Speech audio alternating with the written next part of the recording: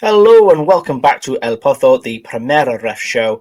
We're back to talk about yet another fantastic weekend of third-tier Spanish football from one of the greatest pair of leagues. It's not often you get to say pair of leagues ever.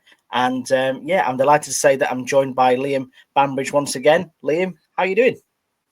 Yeah, pretty good. I mean, the only problem is we've got a bank holiday weekend coming in, haven't we? And it's just as the sort of the season and the level at which I watch football in England, the non-league level, is sort of just ending, really. So you've got this nice long bank holiday weekend, and I'm not going to Spain.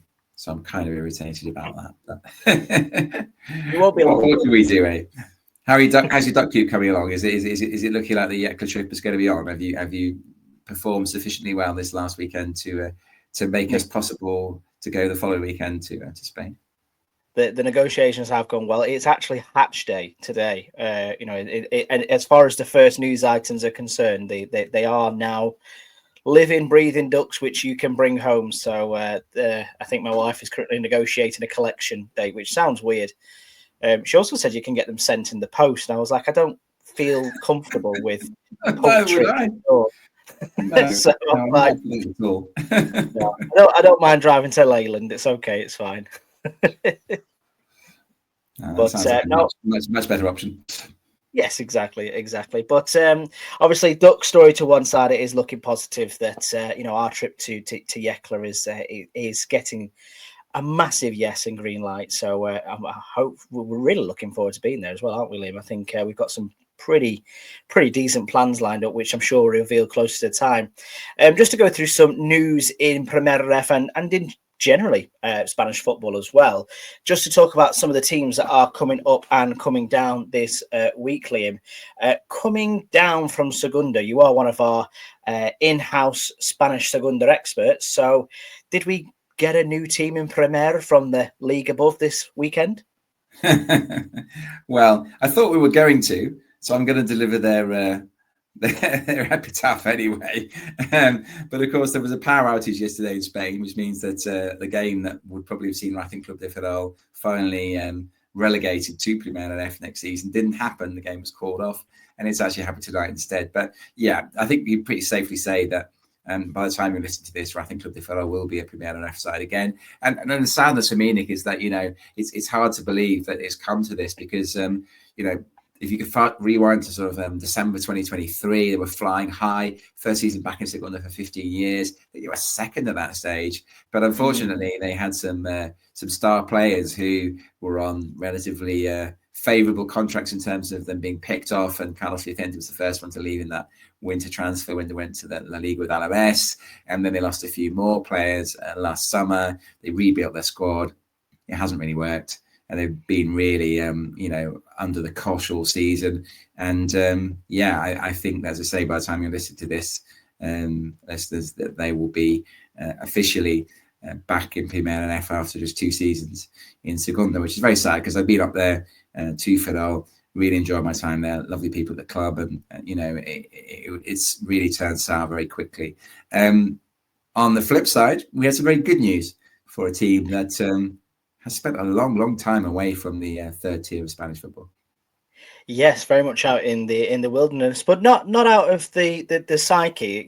This is probably going to be a club that a lot of people recognise. Certainly in, I'm going to use air quotes, the football hipster community. And it's CE Europa. They're in Barcelona. They're back in Primera after a long stint out of it. This is one of these incredibly supported barrio clubs in Barcelona. So you think Barcelona, you think the main team, you think Espanyol. There is this underlying movement at the moment in Barcelona where people are going to watch their local side, going to watch teams down in the REF system, and these are one of the biggies. They were one of the founding members of La Liga back in 1929 as well. So it's great to see them on an upward trajectory too. But it's not going to be plain sailing. Obviously, coming up into Primera RF is never easy for any side, but certainly not for a side if you've got to make significant changes to your infrastructure, is probably the way I'm going to word it, Liam. Yeah, this is an ongoing sort of dispute, a source of discontent, isn't it? And it's because the RFEF require you to have a grass pitch in Primera RF. And in previous seasons, we've seen both Tarazona, I think Unionistas as well, have to essentially rip up their plastic pitches and lay a grass pitch because they were not allowed, they got promoted, they were not allowed to play in Primera F with an artificial turf. Now, all the noises coming out of Europa at the moment are that this is completely unfeasible for them to do. Clearly, it is a club that's very much at the heart of the local community. As you said, it's got a lot of junior teams. And that is absolutely essential, isn't it, in terms of how you need a plastic pitch to be able to run those junior teams on the one surface, which is what they do. And all the people behind the scenes at Europa and some of the key figures are saying, look, there's nowhere else for us to play in Barcelona that has a grass pitch. That would mean that we would have to leave Barcelona to play in Primera F next season. This is completely untenable. We can't do this. We're a club at the heart of the community. And I feel very sorry for them, don't you, Nick? But on the other side of the coin, you could say these have always been the rules. Tarazona and Unionistas both had to stump up to make it happen. So unfortunately, Europa should be expected to do the same. But, it does seem a bit strange. We can have the semi-finals of European competitions played on artificial turf, and we can't play the third tier of Spanish football on a 4G surface. Yeah, it seems like there's no threshold for just a gradual move more than anything. We discuss a lot of the times about some of the teams that come up from Primera into the Segunda league. And, sometimes there's concerns about stadium sizes, seat sizes. I think it's a minimum of 6,000 seats you require to, play Segunda football. But there's always a bit of a grace period, so to speak, which I think should be the same for Europa as well, because you are right, they are a community club. They do utilize it for more than just the men's side. It does go to the ladies team, the kids and the youth. They train on it during the week. It's a very much a multi-purpose venue. But the other thing that gets me as well, this, like Unionistas, this is a fan-owned club. This isn't, a club, with a wealthy backer behind it. So you're not just asking someone to put their hands in the pockets. You're asking the fans, you're asking the members to put their hands in the pockets for, what is a pretty expensive promotion celebration, if anything, to put a grass pitch in. Yeah, I think it's I don't know what the rights and the wrongs of this are, really. As to say that the rules have always been that way. There was talk at some stage that we're going to change them, and then it was felt that was really only to benefit the filiales, because they fancy playing on 4G as well. So that they've stepped back from that, and the rules stay as they are. And I suppose if you are sitting there in Tarazona, you're thinking, well, we had to do it, so why shouldn't they? But yeah, it's a difficult one, and of course that is going to be a bit of a dampener on what should have been, a really happy day for them. I don't think they've been in the second tier, for instance, since the 60s, and the third tier. They've been there more recently than that, but they have lost a number of times in the playoffs. So brilliant for them to have got up as champions this time.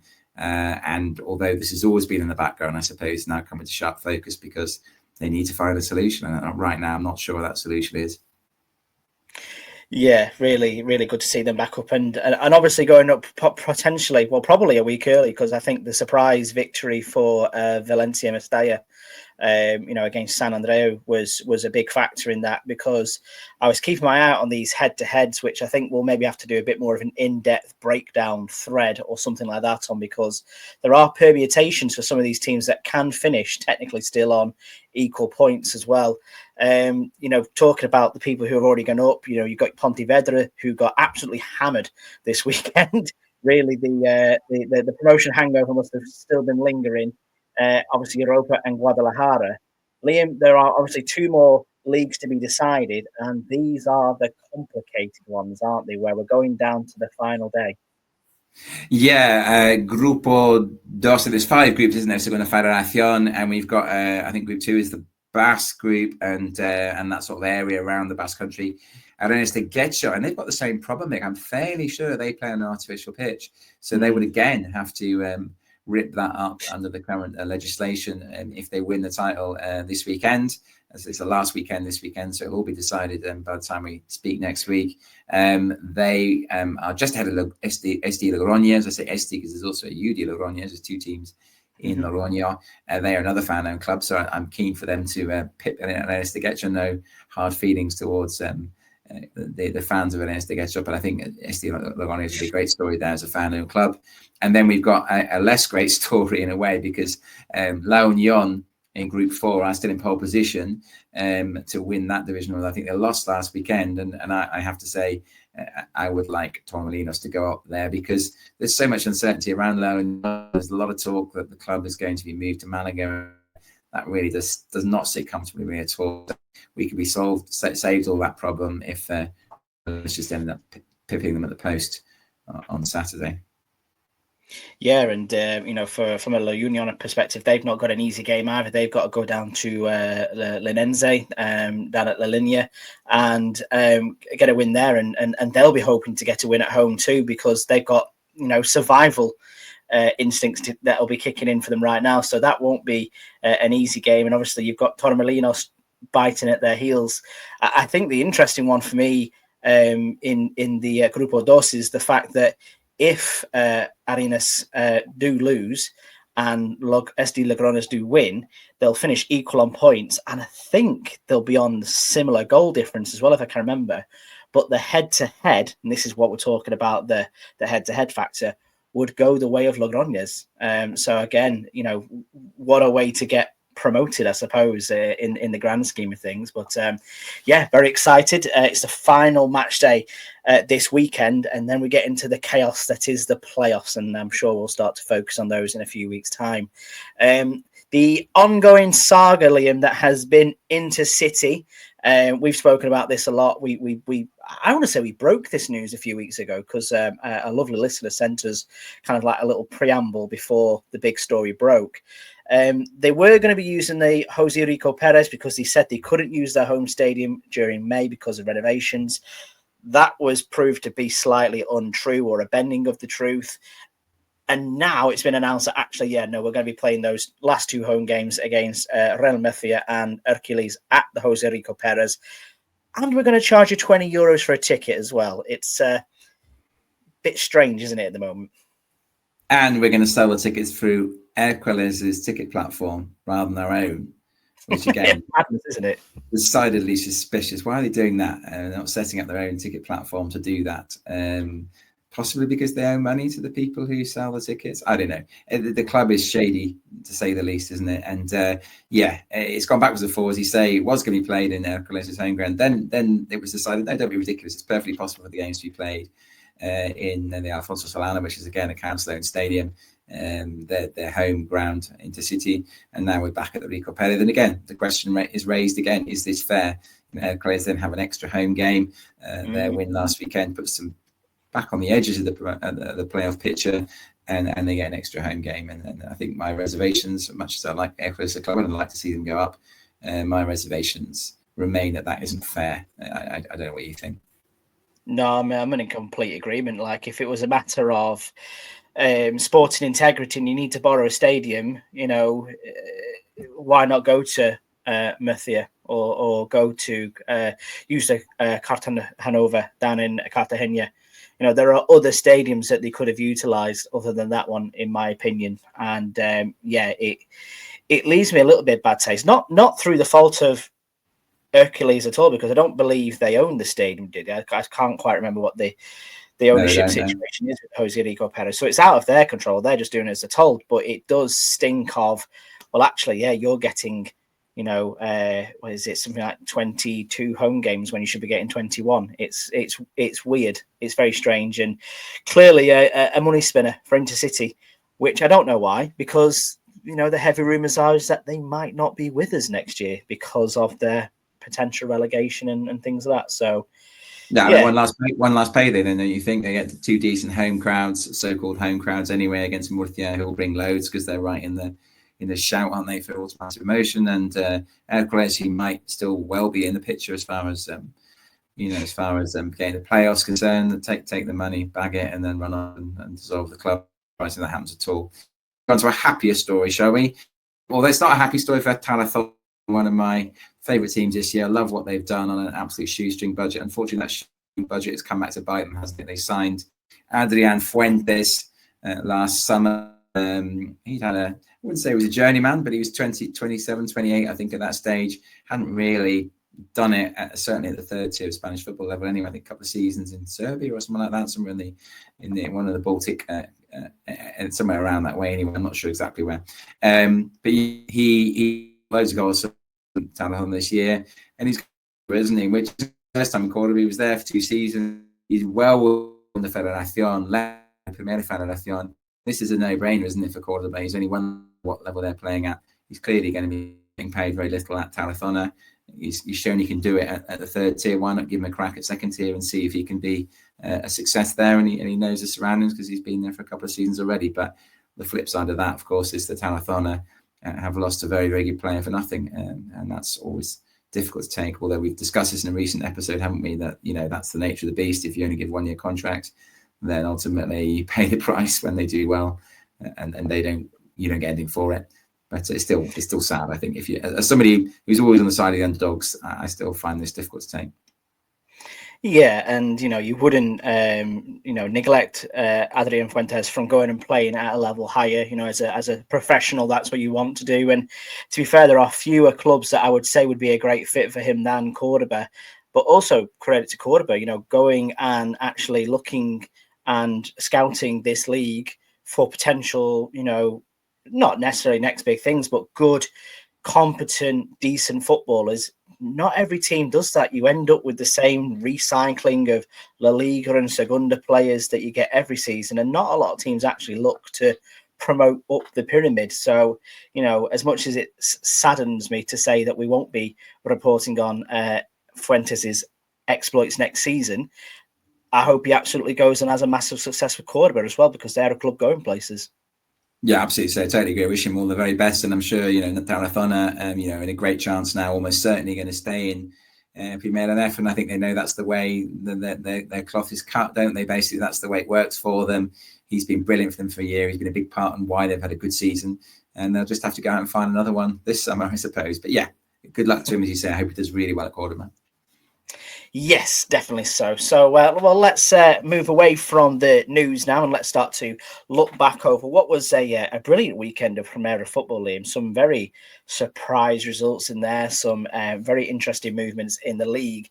But if you can run us through the top 5 and the bottom 5 changes of Grupo Uno, then I would be very happy to hear what's happened this weekend. Yeah, not a huge number of changes, to be fair. I think the same top 5 as before the start of the jornadas. The top 5 in Grupo 1, Cultural Leonesa, Ponferradina, Gimnàstic de Tarragona, Real Sociedad B, and Andorra. I suppose the big news being that Ponfe had that chance to cut Cultural's lead at the top 2 points because the leaders lost at Bilbao Athletic, but unfortunately Ponfe then lost at Tarazona 1-0, so the gap stayed at 5 points. The nearest challengers to those top 5 are still Bilbao Athletic, who of course inflicted that defeat on Cultural Leonesa. And for me, I think they're probably the only side with a realistic chance now of breaking into the top 5 in Grupo 1, because both Delta Fortuna and Orense failed to win. Down the bottom, just the one change, and a change that heartened us both, I'm sure. Sestao River Club moved out of the bottom 5 because they drew, and Osasuna Promesas lost. So we have one of the clubs we like the most being replaced by Filial in the relegation picture. Not hard to imagine our reaction to that. The bottom 3 stay the same. Gimnàstic, Marsa Athletic, and Amorebieta. Gimnàstica are also in there. Gimnàstica, not Gimnàstic. Confuse the two similarly named teams. Gimnàstica, Barça Athletic, and Amorebieta are the bottom 3 in Grupo 1. And Amorebieta actually won this weekend. They won in the Estadio Johan Cruyff. Big blow that was to the Barça Filial side of their chance of escaping relegation zone, but probably also a little bit too little, too late for the boys from the Basque Country. How about you take us back to the top of the table, Nick, and talk about perhaps something that's also happened a bit too little, too late in terms of Gimnàstic de Tarragona? Yeah, like you say, they were the primary winner, really, of that. I want to say title battle. I still don't want to say it's over just yet, but one of the top 3, another 4 goals for them on their own patch as well for Nastic. That's 13 goals in their last 3 home games, which is, unenviable form, really, in the grand scheme of things. And just 2 defeats in 17 at the new Estadi Costa Dorada, but only 4 wins in 17, and none since February on the road. And I think that's where Nastic are coming a bit unstuck this season. Otherwise, I think they would be flying at the moment and very much in there with Kultru and Ponfe. But yeah, they're not too far away from the top two. Neither of those two sides clearly want to get promoted this season, because you'd think where Cultural were a few weeks ago that this would be locked up now, done and dusted, but they are just yipping at the wrong time for me. And teams are chipping away. And I would maybe even throw the likes of Andorra into the mix on there. I mean, probably a stretch too far, but you never know with this league. You never know, do you, Liam? You don't, but I just think it's incredible, really. Their form has been so poor, apart from that game against Gymnastic, the big game that they won against Gymnastic, won a couple of Hornan. They're still 5 points. It just defies belief. I mean, they did have a bigger lead, of course, but their form in the last couple of months has been really ropey. And the weeks are running out. And you're right, Andorra are doing really well at the moment, flying. They're also in good form. Gymnastic win one, lose, but they win at home, lose away. And it's because none of those three, I think, are going to catch them. The only team I can is Ponferradina. It's not over yet, as we've said. 5 points difference with Cultural Leonés not in good form, and Ponferradina knowing that the penultimate week of the season they will Cultural Leonés. So yeah, as long as they could stay within 3 points of the top, Ponferradina will feel that they've got a chance. They haven't quite got to that stage yet, but it only takes obviously Cultural Leonés this weekend and Ponfe to win, and they get to 3 points. So we'll see what happens. But yeah, not written off yet, but it's pretty close now. And then it's certainly a case, I think, if Cultural Leonés are limping over the line the way things are going. Yeah, it certainly does feel that way. And, we speak about Bilbao Athletic. They're just sort of like sitting on the periphery of the playoffs. Turned into a bit of kingmakers, really, because obviously they've got Ponfe this upcoming weekend as well, haven't they? So, they are, very much in there to shake things up, whilst also looking after their own destiny in the long run as well. Take us down to the bottom five, Liam. What is it looking like down there? Yeah, I mean, Sestao River Club, they are out of the bottom five, as we just said, but the home form is so poor, and they have the worst home record, Nick, of any side in Grupo Uno, which is just terrible. And they were twice ahead last weekend against Orense. Eventually had to settle for 2-2 draw. And I know Orense are doing all right, but you're twice ahead. You're in the fight to stay up. You need to finish that one off, don't you? You need to get 3 points in that game, and they didn't, but because Osasuna Promesas lost. And Real Union also lost. They've stayed in the bottom five as well. Real Union, then they're okay. They've limped out of the bottom five, so to speak, haven't they? And they have been in good form on the road recently. They've been in decent form overall, but that was a game they needed to win. And I think we can see already, Nick, that you said there's possibly maybe just still a 2-horse race at the top now, no more than that. But certainly the bottom, although the things are still quite. There's still not much of a mid-table. For me, it feels like the current bottom five. So that will be Amorebieta, Barça Athletic, Gimnástica, Real Unión, Osasuna Promesas, and then Sestao River Club, Lugo, and Unionistas. I think 5 of those 8 will go down, don't you? So I suppose the question is for you, which 5 are going down? Well, I think just looking at the league table just briefly now, I think next weekend we lose one. If Amorebieta don't win and results elsewhere go against them, I think they can technically be relegated next weekend, can't they? Because that swing just becomes too much. They're already 9 points off safety with 4 games to go. And then for me, I think it stays the same. Segovia, Barça Athletic, I think they're maybe now a bit too cut off. Real Union, as sad as it is for me to see, because I really do like that club and I really do like the history, and I went to see them in pre-season up in Barrow, as I've mentioned many times. They just can't seem to pull a win out of anywhere, can't seem to put points on the board, and they're just plummeting. And then out the rest, I'd probably say if Osasuna Promesas can stay there, I'm happy for them to do so. One less filiales in this league for me is always a positive. And then we get to keep your Unionistas, your Arenteros, your Sestaos, your Lugos. They're much better teams for this league, in my opinion. Yeah, I think, as you say, I'd be gutted to lose Real Union like you.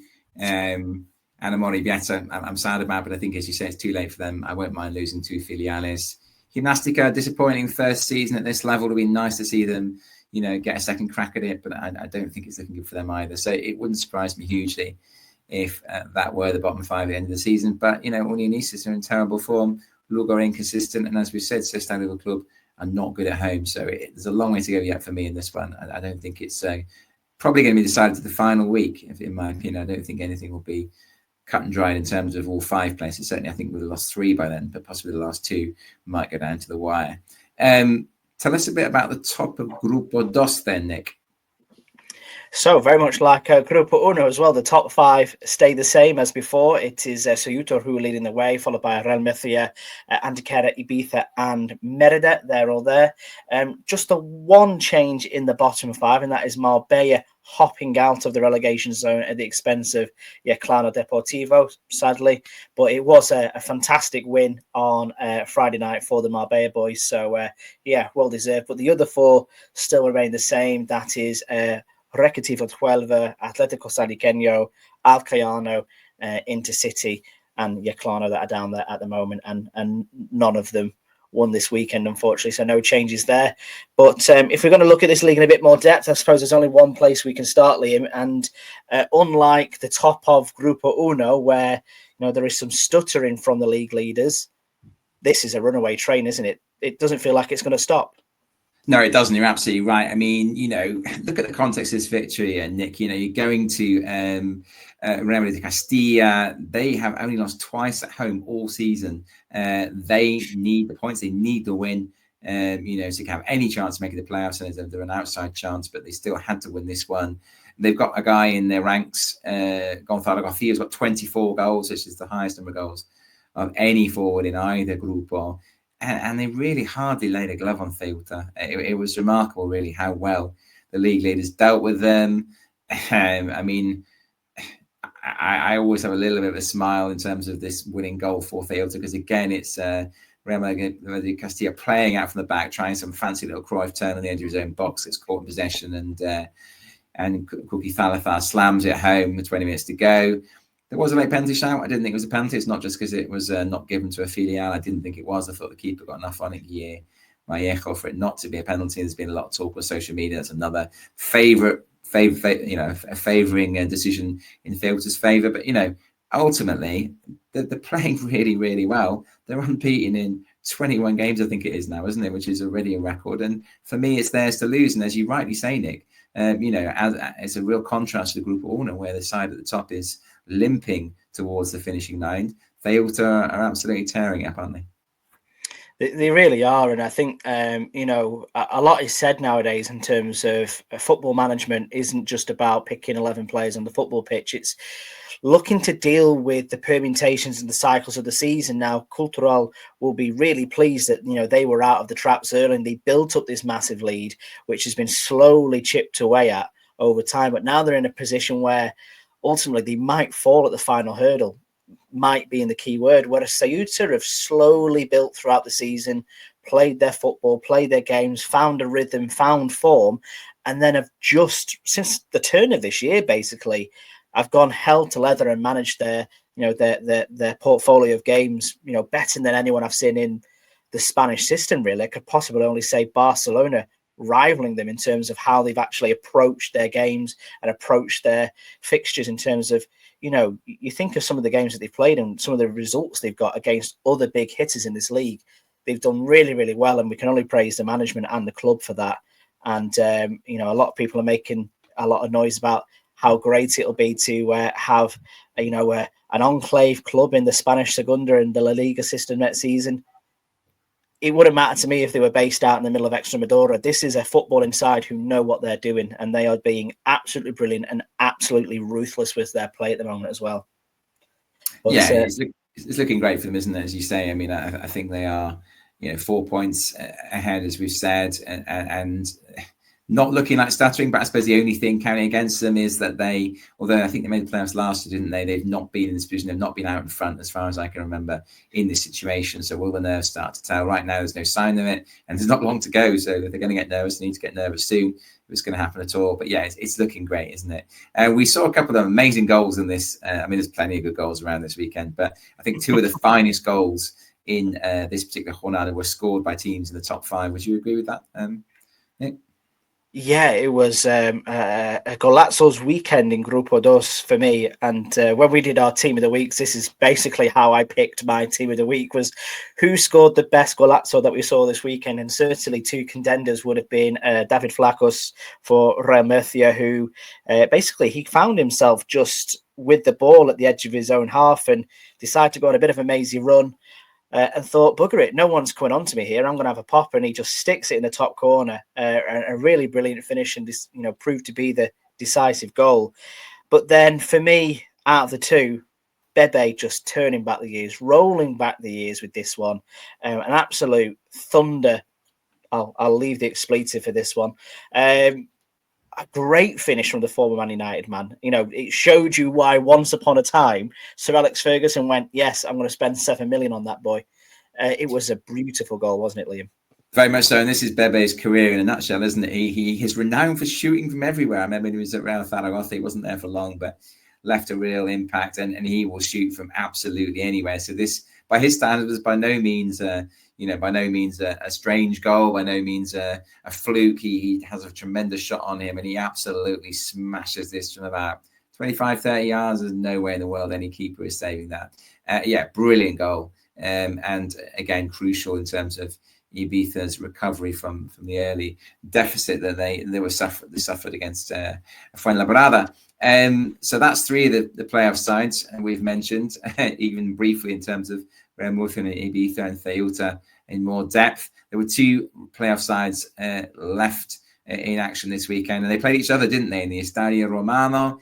But actually, Nick, it was pretty much of a mismatch, wasn't it? Really, it didn't really. It looked like it might have been a decent game going into it, but at the end of the day, it was very, very one-sided for me.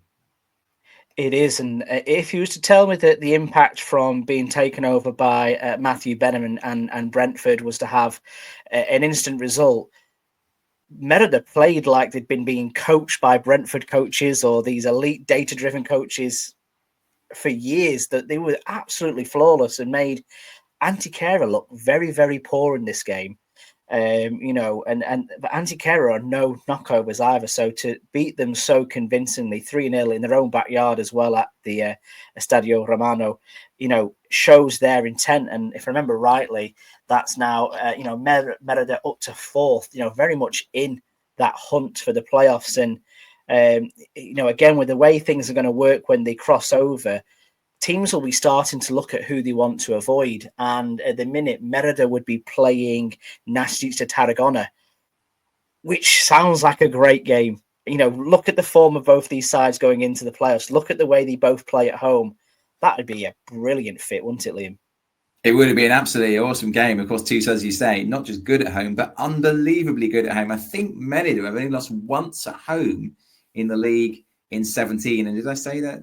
Nastic lost twice in 17, so probably a case of which side could do better away from home against two absolute powerhouses on their own patch. I mean, on the other side of the coin, is it possible that Antequera, after all their good work this season, they've been in the top five, I think, pretty much the entire season up to now? Is it possible that they could end up out of the top five by the end of week 38? Because it isn't looking good for them, is it? I mean, I did see their most recent win, I think it was against Hércules, and they scraped one away from home as well, didn't they, in a game? But overall, I've been really impressed in recent weeks, and the chasing pack is chasing still. Could they end up out of the top five, do you think? Well, when you messaged me this about saying, whisper it quietly, I think Antequera may slip out of the playoffs. I almost scoffed my tea at the time and was like, don't be daft. They're absolutely fine. But the tightness of this top five in Grupo Dos is, it actually surprised me that they managed to drop to fifth with this result. And you're right. The teams that they've got hunting them, those filiales we spoke about, Hércules and Real Madrid Castilla, there is a chance, actually, if they don't get a result in these last four games and really confirm their position in fifth, that, they're not going to make it. And it would be such a shame for them because they are punching above the weight. We can't get away from this factor. They are a smaller club at this level and would be, a fairy tale story if they got into Segunda. But it's all the hard work they've done. They've been up there since the very beginning, if I remember rightly. They've barely left the top five. But you look at the fact that you've got Sevilla, Atletico, Real Murcia, Betis Deportivo, and Marbella in those last 4 games. All 4 of those teams are also in pretty decent nick, maybe minus Marbella, but Marbella picking up, impressive wins as well, as they have definitely got something to play for too, haven't they? Yeah, that's the issue, isn't it? Really, is that the two filiales are still hovering around and have got a real incentive to catch Antequera, because they're close enough that that they might, with a win, get very close to overhauling them. And Marbella, as you say, have been very encouraged by their recent good result. And Real Murcia, of course, are still pushing for top 2, and at the very least will want to finish on a high and finish in second place if they can't make top, because they will then obviously get the 5th place team in the other group. And so that's very much an incentive for them. So yeah, it's a really tough run-in for them. They don't look in the best of shape. The fans seem very unhappy with what's going on there. They feel the players have just completely lost their way. And yeah, it would be a great shame if they didn't make it. It has to be said that we mentioned Marbella's excellent win a minute ago, Nick, and that did help hugely, didn't it? The defeat that they handed Atletico de Madrid Bay, because that's one of the other teams that's really pushing to knock one of the bottom 4th or 5th sides in the playoff places out of the top 5. Ultimately, yeah, it was a massive win for Marbella down the bottom as well, wasn't it? Oh, it's huge for them. And like you say, we speak about the promotion races being tight. I couldn't possibly give you minus maybe one team, a drum up of who's going to definitely go down in the bottom 5 of Grupo Dos at the minute, because it is that tight down there. And Marbella were the winners of the weekend with a very impressive win at home against Atleti Bay. Maybe that ticketing incentive, I think it was €5 tickets if I remember rightly, drew a pretty decent crowd for a Friday night as well, which really got behind the team. Some really fantastic performances throughout from the likes of Callahan and notably, Ryan Edwards, who we both enjoy on this podcast, Liam. He scored another Golazo. This is the league of Golazos this weekend, and he really popped this one into the back of the net from, I want to say 35, 40 yards. It's a screamer, isn't it? Absolutely so, yeah. I think he just shrugs something off the ball, doesn't he? Sort of halfway inside the Atleti half. I'm sure a lot of referees might have given a free kick there, but it didn't quite rightly for me. It wasn't a free kick. And then he just spots the keeper of his line and just lobs him, basically. Absolutely stunning goal. And delighted for him. I interviewed him last year when he was in Segunda with Amorebieta. An absolutely delightful young man. And really, really pleased that he's not a great season there in terms of how the team's been playing. But he's an absolutely charming individual, and it's nice to see him have a moment of happiness in what's overall not been a particularly happy season for Marbella as a team and for him as an individual.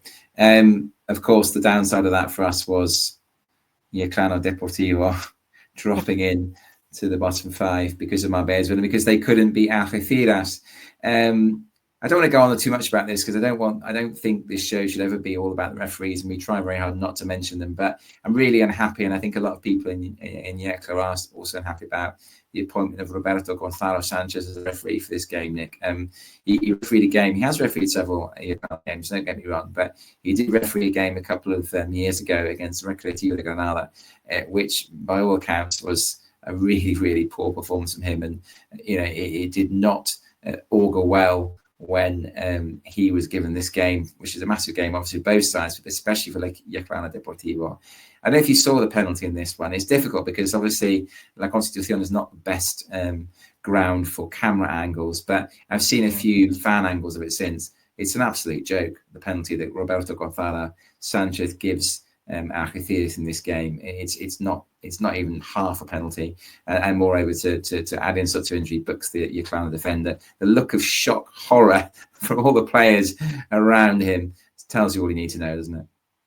It really does, and I think sometimes where and not to make this a referee bashing podcast, obviously the respect to them, and obviously a lot of the other stories that are circling around Spain this weekend would suggest that maybe they do need our support. But the operation in the grey area for me here is always about assuming if you have a doubt, you go the opposite way. It seems to me that Roberto Gonzalo Sanchez here had a doubt over whether it could be a penalty, and then just lumped everything on red, put the house on it, and said, yeah, penalty. Whereas for me, it should be the other way around. If you've got any thoughts that might not be a penalty, then that's the time not to give it for me. And I'm with you on that one. It wasn't the clearest angles to rewatch it back at, but it's even if it was a penalty, it would be extremely softer Yeah, than soft. he couldn't wait to give it, could he? He couldn't wait to point to the spot and get his card out. I just thought, again, yeah, I totally agree. The referees, I've been a referee many times, so that was an incredibly difficult job. I just don't understand why you would give this referee this game as well. I just think it doesn't make any sense. There's definitely a history there between him and Yeclano Deportivo. And he did not cover himself in glory in this game. But let's be fair to Algeciras here. I think their own American owner who came in a fanfare about 18 months ago and has kind of slightly lost interest, it seems, recently. As is quite often the case in Spain, the players are owed money, they're owed wages. And I know this isn't necessarily their livelihood, they're meant to be semi-pros, but, these wages will pay mortgages, they will buy shopping, etc. And I think it's appalling that in Spain. I think it's right that you're not, you can't walk out of a club until the end of the season, so you can be regularly not paid.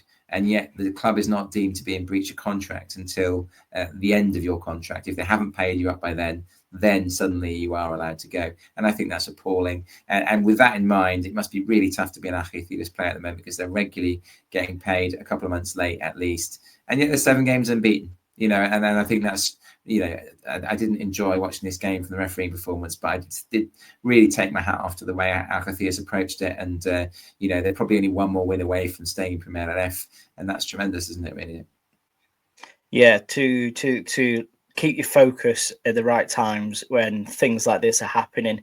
And, let's remind ourselves that I think the decrease in funding between a Spanish Segunda side and a Primera RFEF side is around €8.5 million now. So, these aren't players which are going to be on lucrative wages even when they do get paid. Probably no dissimilar to the likes of me and yourself, Liam, in terms of an annual salary. So, I know I'd be kicking off massively if I had a month's pay just vanish into thin air or get paid 2 months later. So, credit to the manager and the team for keeping the focus and keeping fighting for the badge, despite the off-field antics as well. And hopefully that gets resolved pretty soon. The other sides in the bottom 4, as we've mentioned, Liam, Atlético Sanluqueño, Alcayaro, Recreativo, and Intercity. I must say now, for me, Intercity are pretty much gone in terms of thing. Like you say, they are currently 11 points off the relegation place, the safety, and a loss this weekend would see them relegated early, and they are playing Real, I think is it Real Murcia that they're playing this weekend. Same for Alcoyano as well. I think they're gone. I think they're just completely bereft of any ideas. But the rest is still up for grabs. There's 6 teams in there, Liam, probably from Villarreal Bay down to Recreativo, who it could go any way, couldn't it? Yeah, very much so. I think Marbella, Fuenlabrada, Villarreal Bay just outside it, aren't they? I agree with you. I think those bottom 3, Recre, Alcoyano, and Intercity, are going to go. Atletico Sanluqueño are actually in good form, overall in terms of defeats. They've only lost 1 in 7, but they just keep drawing. And so they need to start winning games. So they will feel confident that they're nearly there. I think, as I say, Recre, Alcoyano, and Intercity much less so. And again, as with the other group, I think this relegation battle will go down very likely to the final week. And I'd be delighted, of course, as we know, if both Atletico Sanluqueño and Yeclano escape. And probably I'd settle for Fuenlabrada and Villarreal Bay taking their places. On to this weekend then. What you got? I think you're on Grupo Uno this week, aren't you, Nick? I was on Grupo Uno last week. So what have you got for me from Grupo Uno? Yeah, it's quite a good week for Grupo Uno again. I think we're getting the thick end of the wedge in terms of the fixtures list for Grupo Uno. But for this week, the first game I'm going to go for on Saturday is Ponferradina against Bilbao Athletic. Obviously, as I mentioned before, Bilbao Bay team are becoming the kingmakers of this league, and hopefully, I'd like to see Ponfe get a result just to keep that title race interesting. But Bilbao showed last weekend that they can go and get a victory against some of the best of them. They're just not that great away from home, so Ponfe will certainly take that as a positive. The next No, game, they're actually better away from home than they are at home. With oh, Athletics, so that's a real danger game for Ponferradina, I think. And a side that's in us 1-14 and is better away from home. I mean, it's not really what you need when you're coming off a defeat, a bit of a morale dipping defeat, isn't it, against Tarazona last weekend? You've got to play a side that's really good on the road and is only lost 1-14. So yeah, if Ponfe can pick up a win in that would be a tremendous result, won't it? But yes, with Athletic, certainly could be thinking if we win this, we might well be in the real shout of getting that last playoff place. Yeah, because Cultural have also got Orense this weekend as well, I think away from home. But again, a side which are, looking to reach the playoffs. So again, a dangerous game for Cultural too. So it'll be interesting to see what happens in those top two this weekend. The second game I'm going for is Unionistas against Sestao River. That's a big game down at the bottom where both sides would, hope that a win just gives them that extra bit of breathing space away from those relegation places. And again, I couldn't pick a favourite here, Liam. Unfortunately, it'd be great if both could win, but I think either would definitely take those 3 points. And then my last game of the weekend on the Sunday is Andorra against Gimnàstic de Tarragona. Both of these sides are in free-flowing goal-scoring form at the moment. As we mentioned before, Nasic loves scoring goals. Andorra went big last weekend with their victory. And again, a bit of a fun one because I do think Andorra, not that they would want to get that automatic promotion place, but they will want to ensure that they are in that playoff picture come the end of the season. And, these two sides are very good attacking sides. So I think we're in for a pretty spectacular game, aren't we, Liam? I think so, yeah. I mean, Andorra got two fantastic strikers, Lautaro de Leon and Manuel Nieto, both very good players, and they're really hitting form at the moment. As we said already, Gimnàstic are fairly awful away from home, but they will be looking at the games of the two teams above them and thinking if we can win, it wouldn't surprise me hugely if both Ponfe and Cultural Enesa drop points. So they won't be counting themselves out of the automatic promotion pitch just yet, although they are some way off. But they've got to start winning their way. I think they've really got to win all their remaining games. So they will go into this one, really determined to get a good result. And Andorra, as you said, I'm sure they take winning the league, but I don't think they're going to. So they do need to make sure they get playoffs at the very least. Exactly. And in Grupo Dos, I'm not going to say it's slim pickings, Liam, but it's not as rich as Grupo Uno, in my opinion. No, I'd agree with that, although I've got three decent games here, although one of them perhaps not a decent game, but a very important game anyway. First one is certainly a massive game. Ceuta against Merida.